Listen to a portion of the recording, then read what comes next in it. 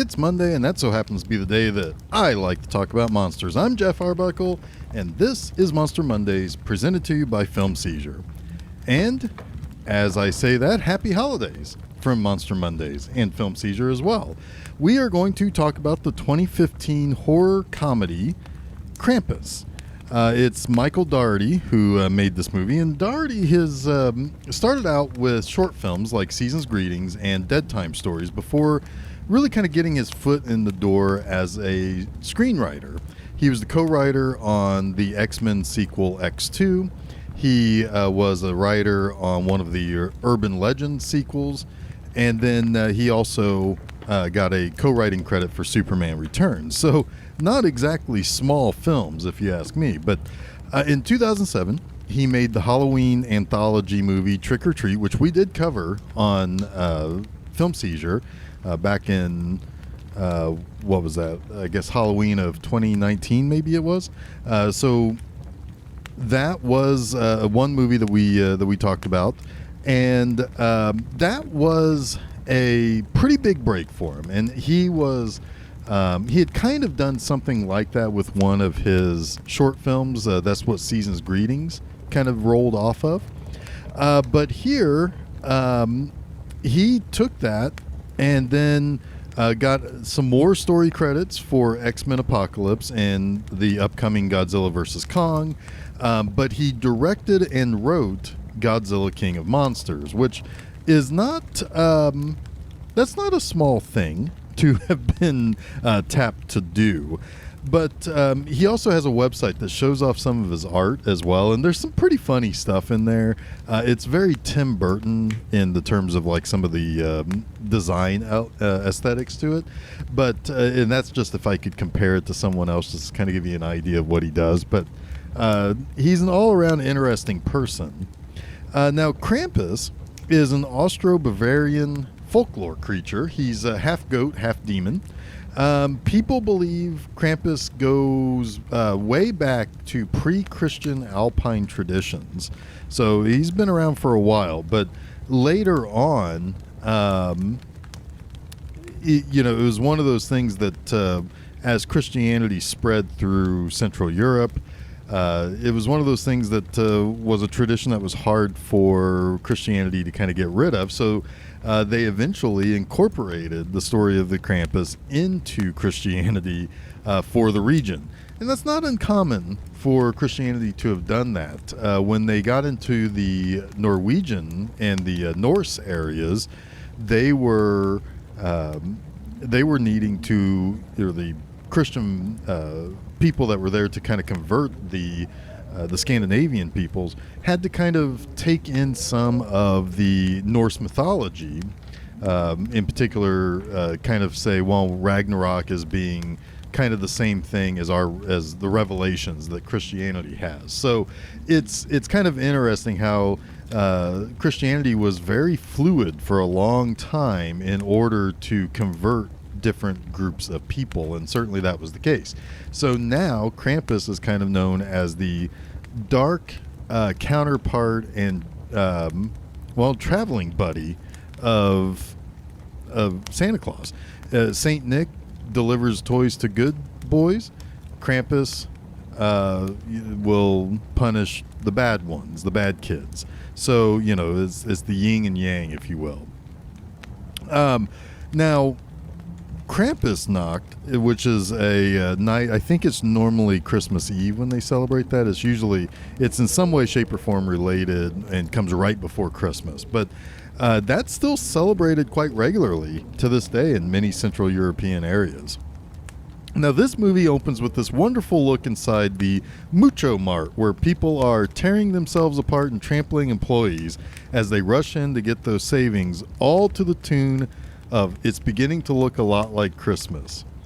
Then, after the credits, we meet the Ingalls, and they come home to prepare for the other side of the family to arrive.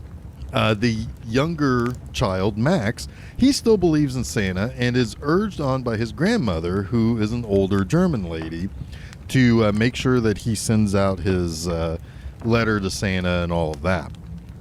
Well, The Ingalls are upper class, well put together, and so forth. Now, Sarah Ingle, who's Toni Collette in this movie, her sister and her family are pretty classless. It's kind of like the Clark Griswold and Cousin Eddie kind of dynamic in the National Lampoon's vacation movies. And when they arrive and they have their holiday dinner together, it's just an absolute freaking nightmare. Max's cousin Stevie and her sister rather, Jordan, kind of teases Max about him still believing in Santa, and they even snatched his letter to Santa to read it to the family, which says it kind of airs a lot of family dirty secrets, really. Everybody kind of gets mad at Max for some of the stuff that he writes in it, or at least are kind of taken aback by what he's written. Max is embarrassed and says he hates Christmas because every year his cousins get worse, and his dad, Tom, who's played by Adam Scott, almost convinces him to mail the letter to Santa, but instead Max tears it up and throws it out the window. Now, doing this calls the Krampus to come in the form of a terrible blizzard that basically envelops the little neighborhood or town that they live in, and suddenly all these little snowmen start to show up in the yard that nobody has built. So it also knocks out the power and all of this. There's a mysterious bag of gifts that has shown up on the front doorstep. And as the movie progresses, the family members are basically picked off one by one in increasingly elaborate methods that involve some of the toys that the Krampus leaves behind, in many cases at least. The grandma explains to everyone about the Krampus and how she once called for it when she lost faith and hope and the Christmas spirit. And the story that she tells is pretty grisly, where the Krampus came and basically took everybody away in the town and left her as a living reminder of what it's like to lose hope and to lose the Christmas spirit. So with the numbers dwindling, Grandma decides that she's going to face the Krampus one more time to help those that are left reach an abandoned snowplow to try to get to help.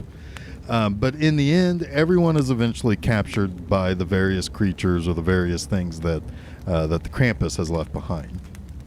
And this leaves Max as the only one. Much like his grandmother, he's now left to be that living reminder of what happens when you lose your Christmas spirit. And so the Krampus is more or less just dragging everyone to hell. That's what he does, and it's all because Max tore up his letter to send to Santa. And Max does try to apologize for his actions, to kind of reverse everything. He says that he knows that the Krampus is the only one who can fix this, and at first it seems like the Krampus is going for it, but then he ends up dropping Max into this gaping hole in the ground, into hell, like he did the rest of his family. However, the next morning Max awakens and he sees that, well, everything seems pretty normal. Everybody is downstairs opening presents. Everybody seems happy. He's happy that everything seems to be just a terrible nightmare, except he gets a present that is this little bauble that is left by the Krampus that has his name, that has the Krampus's name on it. And he realizes something's not quite right. And as he realizes that, his mother realizes it, his father realizes it, the people, the other side of the family starts to one by one realize that everything is not normal. In fact, they are now trapped inside a house in a snow globe that is in the Krampus's workshop with hundreds of other snow globes that all have the basic same situation going on there. So you can make some various judgments there that maybe Max and his family are either in a purgatory type of situation, or they are in a like a hellscape. I personally just think that they are in some sort of purgatory. I think every day is going to be Christmas from now on. Which doesn't sound terrible. It doesn't sound great either, though. So let's get to my 3 likes. First, I really love the simplistic dynamic of the different sides of the family. David Koechner's Uncle Howard is just a rude, crude person. And he's purposely making his son fat and dull to make him a massive football player. His daughters, Stevie and Jordan, are nasty little bitches. And it's implied that he always wished that they were sons instead of daughters. And they're also wrestlers. So, he treats them like boys, even though they are girls. But they're just nasty, kind of bullyish little brats, basically. You just want to root for these people to get what's coming to them because they're just so terrible. But granted, the Ingalls aren't too much better. They're a little stuck up and a little too polite to Max still believing in Santa, which may or may not have led to him not really having many friends. It's also implied in his letter to Santa that he really misses hanging out with his sister because he doesn't have that many friends. And of course, his sister's getting more grown up and she's wanting to have dates with boys, and she's just not as close to Max as they once were. So it's a trope that is often used in holiday movies where you have the terrible other side of the family that drives you nuts, that are crude, they're completely opposite of you. But here, it actually does play to its full potential. And in the end, they have to start working together, and they start proving things to each other, too. That's kind of interesting as well. Second, I love the idea that the Krampus has isolated this little town or neighborhood. He's kind of shrouded this little place in a blizzard and is kind of going around wiping everybody out under the cover of the blizzard and of the darkness. The feel of the abandoned streets and homes becomes almost Twilight Zone-like in feel. There are just tons of things in the dark and snowy night that can attack the various characters. Get more on that here in just a moment. And when everyone barricades themselves into the house, the movie shifts to more of a home invasion type of movie at that point.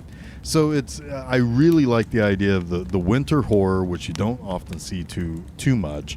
Usually the horror is either summer-based or autumn, particularly around Halloween. But this one's a Christmas horror, which is always nice to see. But the way that the Krampus kind of traps everybody in this blizzard and the darkness of just the cloud cover and the swirling winds and the swirling snow, it's fantastic. Now, number 3, I really like the various ways people are captured by the Krampus. So it's a combination of little toys that come to life, or little Christmas-like things that come to life, or it's various other things. So let's kind of run down the list. There's a little monster inside of a jack-in-the-box. There's a snow worm thing that sucks people up under the snow and takes them away. Gingerbread men come to life and acts as a lure to the fat little boy on the classless side of the family. Howard's daughters are tricked by something that imitates their cousin Beth's voice, and then one of them ends up getting swallowed by like a giant version of the clown that lives in the Jack-in-the-Box. There's some sort of like demon Christmas tree topper thing. I think it's supposed to be something like a fairy, like what a real fairy in folklore is, like a sharp teeth, almost demonic type of creature. There's robot stabby guys. There's there's more gingerbread men, and they end up getting caught on fire, and they are attacking Uncle Howard. There are demon teddy bears, horned elves, which are kind of like the workers of Krampus, kind of like how Santa Claus has his elves. Krampus has these horned demonic type of elves. And then Krampus himself. who's this amazingly huge goat creature. And so when he comes down the chimney to inflict whatever he's going to inflict on the people inside that house, he's so massive, he actually breaks the chimney as he comes down. So on his arrival, you start seeing a line, like a crack forming in the chimney itself, and it's really, really cool.